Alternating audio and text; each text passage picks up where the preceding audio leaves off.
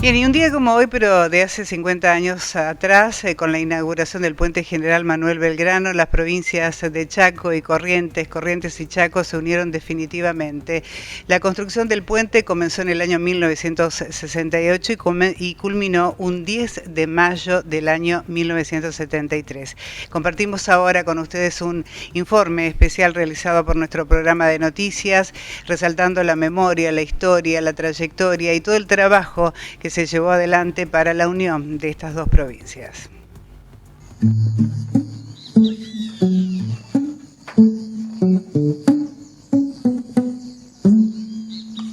La majestuosidad del río Paraná ha separado por años a dos provincias de esta región.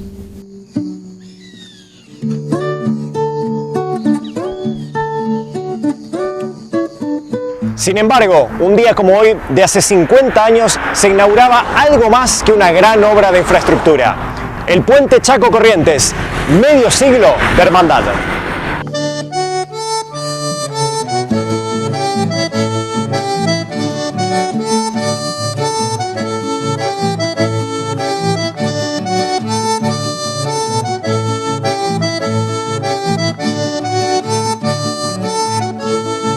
¿Usted trabajó en la construcción del puente? Ya estudié electricidad por correspondencia y me armé porque se venía el puente. Y sí, en esa época que yo no me tocó el regimiento, vine porque yo soy nacido y criado en el campo y vine a la ciudad. Bueno, ahí entré a buscar trabajo y bueno, y salí a lo del puente en Tomán y entré a trabajar en el puente. Me fui y ya mi hermano ya trabajaba ahí, entonces ya por ahí hicimos ese y entré a trabajar en el puente. Yo estaba en Barranquera y el puente estaba ahí a 6-7 kilómetros, ¿no? Más o menos.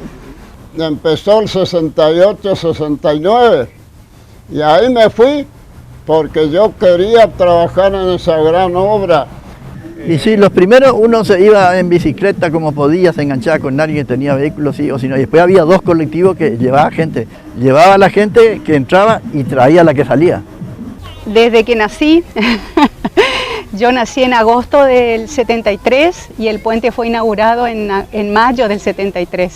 Mi mamá cruzó el puente conmigo en la panza y mi papá fue obrero del puente, así que lo que escuché durante toda mi infancia fue historias del puente. Así que el puente siempre estuvo presente en historias familiares, en sobremesa, siempre presente el puente en boca de mi papá, que fue obrero del puente y falleció la semana pasada. Este puente fue todo un emblema, también de toda una cuestión política, y hay que saber leer eso porque no solo es emblemático para las dos ciudades, y aparte le cambió la vida a todo esto, sino que también es un gran indicador de profundos cambios políticos, tanto nacionales como regionales, en la segunda mitad del siglo XX. A partir de este puente, o sea, de cómo se pone en marcha, de por qué se construye, y hasta incluso el nombre.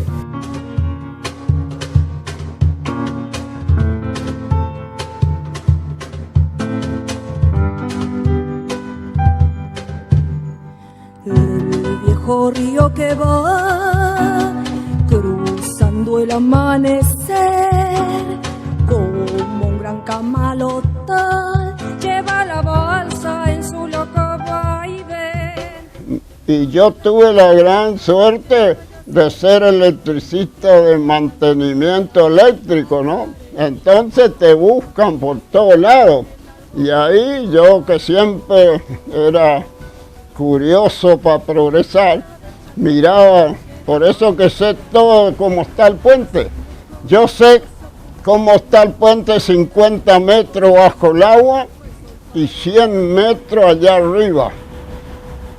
Están mis iniciales en el obenque estañados, están allá arriba a 100 metros.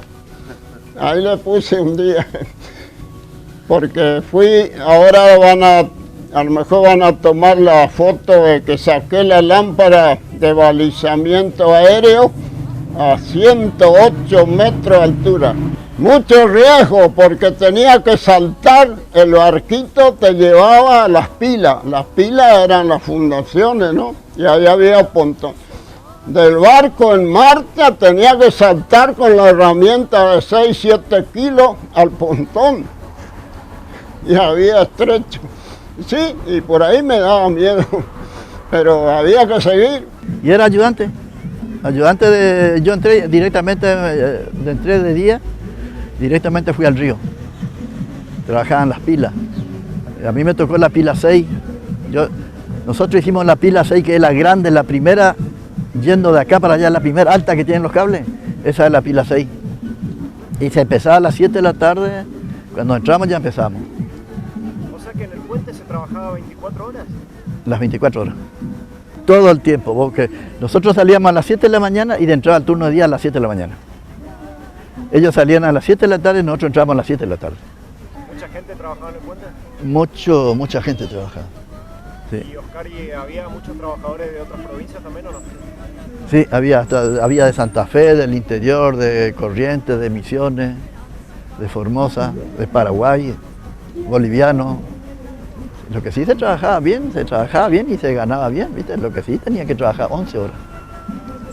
Y ahí vos vas escalando, si vos querés aprender, vas mirando, vas sabiendo, vas preguntando y te vas entreverando y ya vas aprendiendo y ahí sí vas escalando. Yo ahí terminé, aprendí, yo salí ahí oficial armador y después aprendí a manejar máquinas también ahí, porque a la siesta, a la media, nos íbamos, porque había las máquinas cuando estábamos ahí cerca, pasábamos a Corrientes y ahí estaban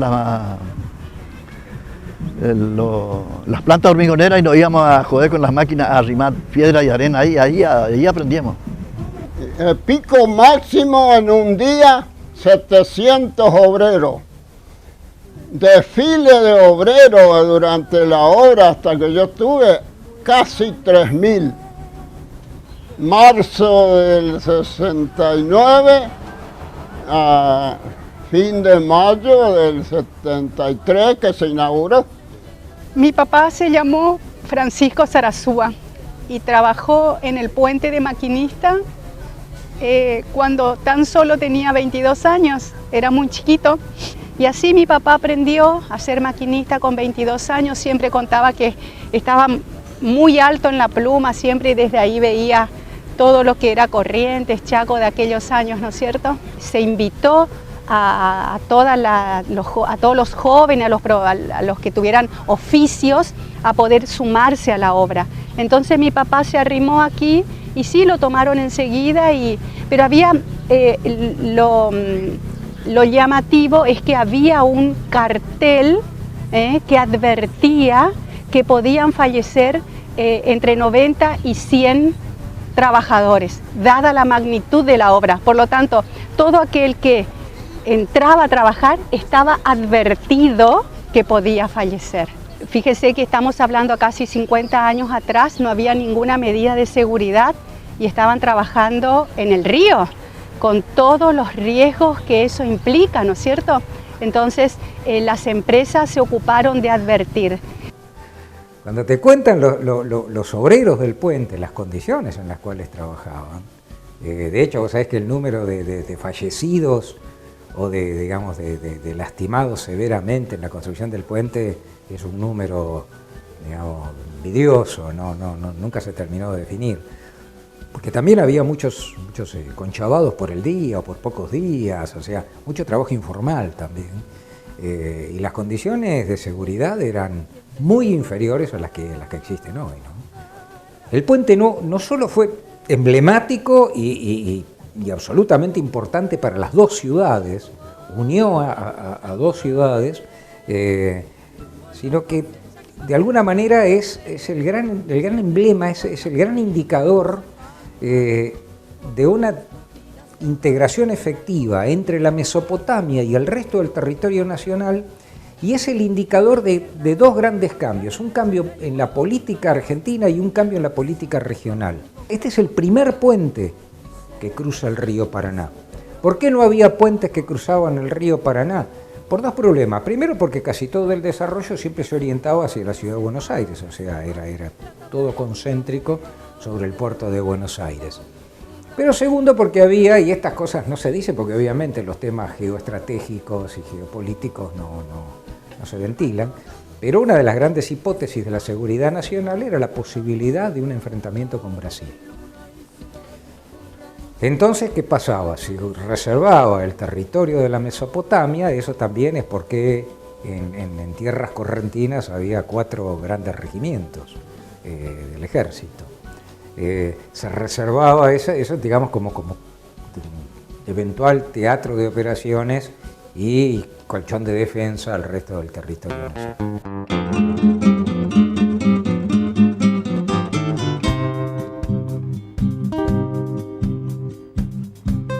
Nosotros jugábamos carrera quién subía más rápido arriba.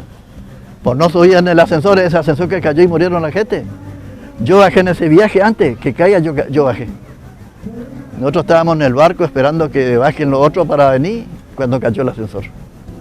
Lo que pasó es que se rompió el madejo y no le aflojó el cable, venía. Entonces no le dio para que abra la pata y entonces vino hasta abajo. Así alto quedó el ascensor, 11 venían allá adentro. ¿Murieron todos? No, murió 2 y después los demás quedaron todos rotos. No quiero yo hablar, es muy triste. Un joven Duarte, jovencito, entró ayer parece. Pobrecito, y estaban acomodando los jóvenes que ya la obra ya llegando al final, ¿no? Y este pobre muchacho, ¿será que la muerte nos llama? ¿Qué sé yo? Pobrecito Duarte, yo visto, saltó por arriba lo ven que agarrado así y lo castigó. El ven que pesadísimo, ¿cuántos metros? 50, imagínense, y lo tiró. Pobrecito dejó marcados los 4 dedos en el cemento del esfuerzo que hizo, ya el cuerpo al vacío, no se pudo aguantar. Esta es la muerte que más me dolió y que participé ahí. Se siente uno, no te quiero decir que una sensación que vos trabajaste ahí, viste, que vos estuviste ahí. ¿Orgullo? Sí. Aprender a convivir, a estar y que a trabajar, a ser compañero, viste, porque ahí tenés que ser compañero, nada de otro, ahí tenés que amigarte y enchamigarte y andar, viste, porque no es fácil, viste, porque es un trabajo difícil porque vos tenés que estar pendiente de vos y de lo demás. Y hasta ahora hay muchos que, siempre nos encontramos, nos vemos, viste, de algunos, viste, pero allá hay muchos que se fueron, viste, ya, sí. El puente nos une de todas las formas y emocionalmente aún más. Y estos hombres que se reencontraron después de tanto tiempo, fue muy significativo el afecto que sentían a pesar del paso del tiempo, porque por ahí no dimensionaron lo que estaban construyendo. Tal vez ellos no estaban dimensionando esta construcción, esta mega obra, y con el tiempo se fueron dando cuenta, ¿no es cierto? El nombre tiene mucho que ver con el día en que lo inauguran. El puente no tenía nombre todavía y había varias instancias. Una que tenía mucho apoyo era una que le querían poner un nombre en guaraní que significaba el abrazo. Lo cierto es que el puente se inaugura de apuro el 10 de mayo porque el 11 de marzo de ese año hubo elecciones y ganó Cámpora las elecciones, por lo tanto volvía Perón a la Argentina, volvió un gobierno peronista después de los 18 años de proscripción, y entonces también había en ese momento en la política así un juego de calentarlo también al Cano Lanusse, que terminaba ya o sea, era lo que le quedaba los días finales de su mandato, de su gobierno de facto, no de su mandato, no se lo había dado nadie, lo había tomado él nomás. Entonces todo el mundo decía que el puente se iba a llamar Presidente Perón. Y Lanusse, que si algo lo destacaba era su profundo antiperonismo, vino y según contaban los mayores, yo llegué a la provincia unos años después, él llegó y dijo el puente se va a llamar General Belgrano, lo inauguró y declaró inaugurado el puente General Belgrano. Bueno, Belgrano fue un hombre que, aparte de eso, uno de los grandes próceres del país, de la Argentina, tuvo también su incidencia en toda esta región, ¿no? Entonces se apuran y en ese apuro el puente se inaugura incompleto. ¿Qué significa esto? Sin iluminación, sin defensas, que después a medida que fue pasando el tiempo se lo fue completando, ¿no es cierto? Si uno tiene en cuenta la geografía, ¿no es cierto?, rodeada de ríos y desprendidas de la Argentina. Entonces Corrientes y Misiones eran las provincias que más insistieron en la urgencia para que esto sea una realidad. En principio Corrientes, en 1947 Corrientes presenta un proyecto acá a la legislatura correntina y después a Nación para poder concretar el proyecto de construcción de esta obra, porque Corrientes era la más aislada, eran como dos provincias desprendidas del país. Eran los que desde 1947 comenzaron a gestionar esta obra, que demoró 20 años, ¿no es cierto? 20 años de gestión, no fue inmediata, 20 años de gestión. Es único en su estilo, en su tipo, en su estructura, en su forma. Desde donde se asciende al puente y donde se sube al puente hasta la orilla, vemos 4 vigas. Ese es el puente viga. Es un tipo de puente. Luego comienza el puente en arco. Vemos los arcos. Ese es el sello de los italianos, que fueron las empresas que construyeron el puente. Y luego la parte atirantada o colgante por los obenques. Entonces son 3 tipos de puente en uno. Nuestro puente es único, por eso debemos estar orgullosos por eso. Radiante viene el sol en la mañana, de belleza engalana el cielo guaraní. Así que, pero con mucha voluntad y con mucho amor, por eso el puente siempre estuvo presente en mi casa. Es parte de mi familia, es como mi hermano mayor.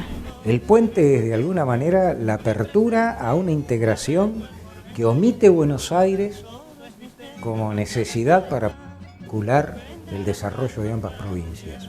Ahora se vinculan, interactúan y deciden por las propias. Que un gran milagro se está acercando para brindar